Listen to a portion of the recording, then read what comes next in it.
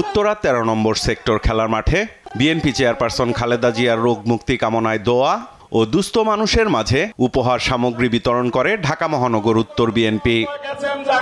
এ সময় দ্রুত সংস্কার কাজ শেষ করে একটি নিরপেক্ষ নির্বাচনের দাবি জানান বিএনপি মহাসচিব মির্জা ফখরুল ইসলাম আলমগীর। কথা বলেন ছাত্রদের নতুন রাজনৈতিক দল গঠন নিয়েও। নির্বাচন অবশ্যই দেশে হবে, এই নির্বাচনটি হতে হবে সব সময় নিরপেক্ষ সরকারের অধীনে। আমরা চাইব এই অন্তর্বর্তীকালীন সরকার তারা সম্পূর্ণ নিরপেক্ষ থেকে এই নির্বাচনের ব্যবস্থা করবে। ছাত্ররা রাজনৈতিক দল গঠন করতে চায়, আমাদের এতটুকু আপত্তি নেই, বর্তমান আনন্দিত। ছাত্ররা রাজনীতি করবে, আসবে, তারা নতুন দল গঠন করবে, আমরা তাদেরকে স্বাগত জানাবো। তারা তাদের নতুন চিন্তা ভাবনা দিয়ে মানুষের মনের মধ্যে যাওয়ার চেষ্টা করবে, কিন্তু সরকারের থেকে যদি দল গঠন করেন এই দেশের মানুষ সেটাকে মেনে নেবে না।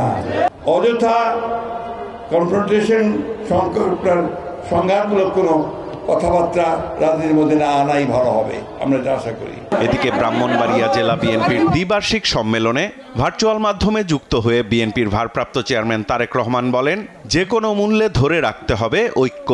আজকে যদি আমরা শুধুমাত্র নিজেদের স্বার্থ রক্ষার জন্য যদি তর্ক বিতর্কে লিপ্ত থাকি, সবচেয়ে বড় লাভবান কে হবে?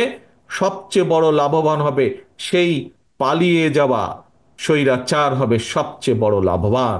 যে কোনো বিষয়ে জনরায় পেতে ভোটাধিকার নিশ্চিত করা জরুরি বলেও মন্তব্য করেন বিএনপির ভারপ্রাপ্ত চেয়ারম্যান। আমরা দেখি তাদের মধ্যেও এরকম বিভিন্ন বিষয়ের বিতর্ক থাকে, কিন্তু দিন শেষে সেই বিতর্কর বিষয়গুলো তারা জনগণের উপরে ছেড়ে দেয় এবং জনগণের মতামতের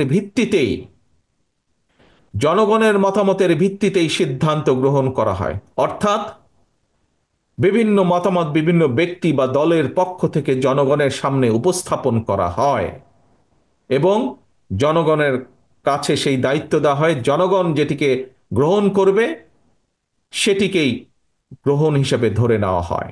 এবং সেটি করার উপায় কি? সেটি করার একমাত্র উপায় হচ্ছে নির্বাচন। বিএনপিকে দেশের মানুষের পাশে থাকতে হবে উল্লেখ করে ঐক্যবদ্ধ থাকতে ও দেশ পুনর্গঠনের প্রতিজ্ঞাবদ্ধ হতে নেতাকর্মীদের নির্দেশনা দেন বিএনপির ভারপ্রাপ্ত চেয়ারম্যান তারেক রহমান। সাইফুল রিপন, দেশ টিভি, ঢাকা।